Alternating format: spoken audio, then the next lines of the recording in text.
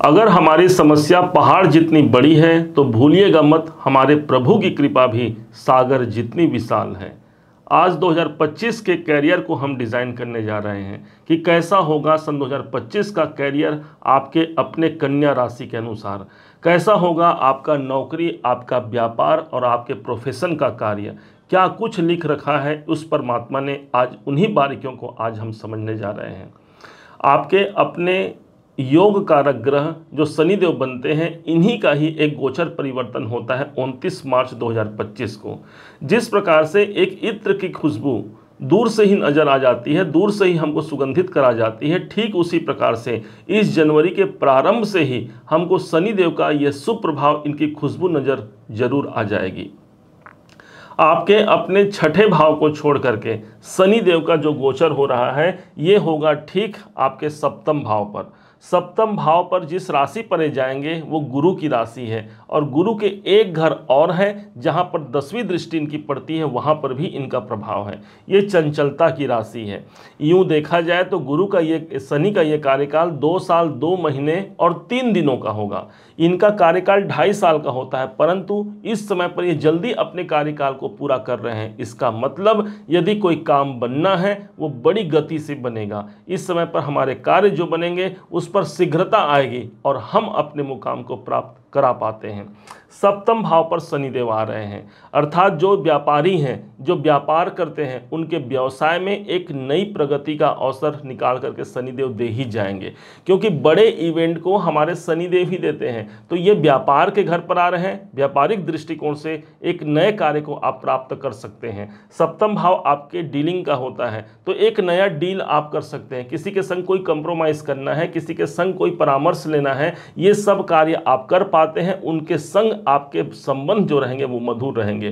Partnership का यदि आप व्यापार कर रहे हैं तो हाँ, पार्टनर के भाव पर शनिदेव है, वहाँ से आपको लाभ मिलेगा, या फिर आपके नए पार्टनर का ऐड हो सकता है आपके कर्म क्षेत्र पर। अब जो लोग विवाह इत्यादि करना चाहते हैं, विवाह की संभावनाओं की तलाश कर रहे हैं, तो शनिदेव सप्तम भाव पर आए हैं, विवाह तो होकर रहेगा।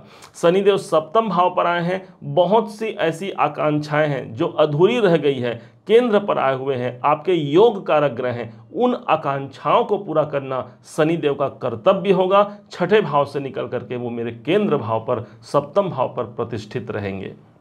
अब इनके पास 3 दृष्टियां हैं, बड़े ध्यान से समझिएगा। इनकी जो दृष्टियां होती हैं उन्हें पराशर मुनि ने कहा है वो सबसे अधिक कर्तव्य से परिपूर्ण होता है। आज जब हम कर्तव्य अर्थात अपने कैरियर 2025 को समझने जा रहे हैं तो इनकी दृष्टियों को जरूर समझिएगा, क्योंकि वहां शनि का प्रभाव पड़ रहा है।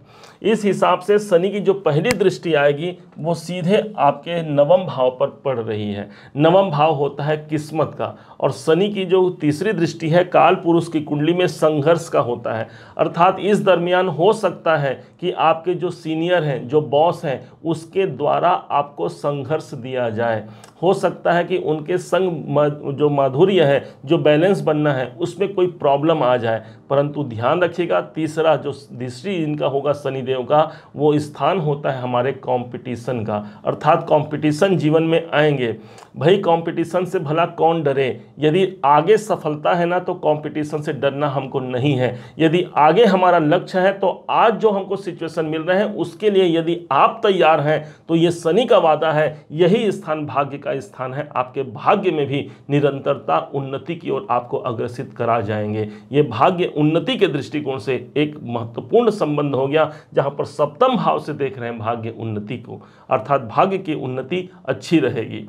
शनि के पास जो 7वीं दृष्टि है, उस दृष्टि से ये किसी और को नहीं, कन्या राशि को ही देख रहे हैं। कन्या राशि पर इनकी 7वीं दृष्टि पड़ गई। कन्या राशि के जो स्वामी होते हैं बुध और शनि, दोनों आपस में मित्रता रखते हैं, मित्र हैं। इस हिसाब से मित्रता निभाते हुए शनिदेव आपके अपने राशि को देखेंगे। कोई स्वास्थ्य से समस्या है जिसके कारण से मेरे कार्य क्षेत्र में बाधा आ रही है, तो वहां पर मुझे कार्य करने की आवश्यकता रहेगी। शनि कर्तव्य के स्वामी है, आपके लग्न पर दृष्टि है, इसलिए फिजिकल एक्टिविटीज को बढ़ा दीजिए।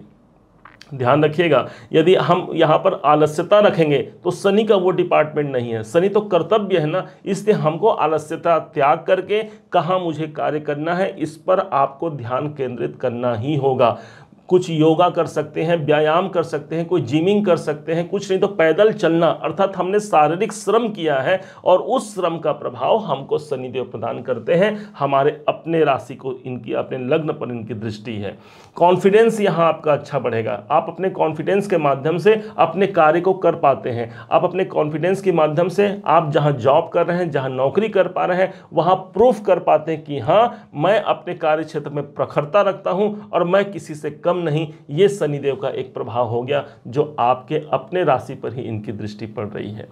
अब इनके पास एक दृष्टि और बची हुई है और वो दृष्टि है चतुर्थ भाव पर। ये जो चतुर्थ घर होता है वास्तव में ये प्रॉपर्टी का स्थान है। अब बहुत दिनों से सोच रहे हैं कि कोई प्रॉपर्टी नया बनाना है, कोई जमीन खरीदना है, कोई जायदाद खरीदना है, कोई गाड़ी खरीदना है, तो इन सब का योग बनता है। बड़े इवेंट को देखने के लिए हम शनि और गुरु के ही गोचर को लेते हैं और यहाँ पर शनि का प्रभाव मिल गया, अर्थात बड़ा काम है, घर बनाना बड़ा काम है, परिवार में किसी की शादी कराना बड़ा काम है। ये सब कार्य हम कर पाते हैं। शनि की 10वीं दृष्टि हमको चतुर्थ भाव पर मिल रही है।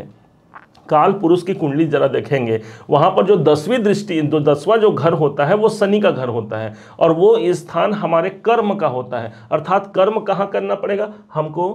चतुर्थ भाव में, जहां पर आप कोई जमीन खरीद सकते हैं या फिर घर बनाने का एक अच्छा योग यहां पर शनिदेव निकाल करके दे पाते हैं। ध्यान रखिएगा, शनि कंस्ट्रक्शन के कारक हैं, अर्थात कोई कंस्ट्रक्शन हमारा हो सकता है, कोई महत्वपूर्ण हम डिसीजन ले सकते हैं। ये स्थान आपके एजुकेशन का है। भाई हमको यदि अपने करियर में ऊंचाई तक जाना है तो मेरे अंदर मुझे मेरे स्किल्स को बढ़ाना होगा, मेरे एजुकेशन को बढ़ाना होगा, मेरे टैलेंट को बढ़ाना होगा। यदि हम ये कर पाते हैं तो शनिदेव और अधिक परिणाम देंगे ना, बहुत अधिक धन भी यहाँ पर प्रदान करेंगे। ये डिपेंड करता है कि किसके लिए कितना धन मायने रखता है। हो सकता है 1000पति को लाख रुपए चाहिए, कोई लखपति को करोड़पति बनना है और कोई करोड़पति को अरबपति बनना है। इन सब का माध्यम एकमात्र हमारा सोर्स होता है हमारा कर्म, और आज कर्म के स्वामी की दृष्टि आपके अपने राशि कन्या राशि पर पड़ रही है। अर्थात ये समय होगा मेरे कर्म क्षेत्र पर मुझे बुलंदियों को प्राप्त करने का। ये समय होगा मेरे भाग्य का सहारा लेकर के, मेरे कर्म का सहारा लेकर के मैं अपने जीवन को एक ऊंचाई तक पहुंचा पाऊं। उम्मीद है आप सबने इसे समझा, आप सबने इसे जाना है। यदि आपने इसे समझा है, जाना है, मेरे समझाने का प्रयास यदि आपको सार्थक लगा हो, मेरे समझाने का तरीका यदि आपको सार्थक लगा हो, तो हर बार की भांति इस बार भी अपना प्यार भरा लाइक और कमेंट करना कभी मत भूलिएगा। और हाँ, यदि अभी तक आपने चैनल को सब्सक्राइब नहीं किया है, सब्सक्राइब जरूर कीजिएगा। पुनः एक बार फिर आप सभी का दिवस बहुत मंगलमय हो, इन्हीं शुभकामनाओं के साथ। जय श्री राम।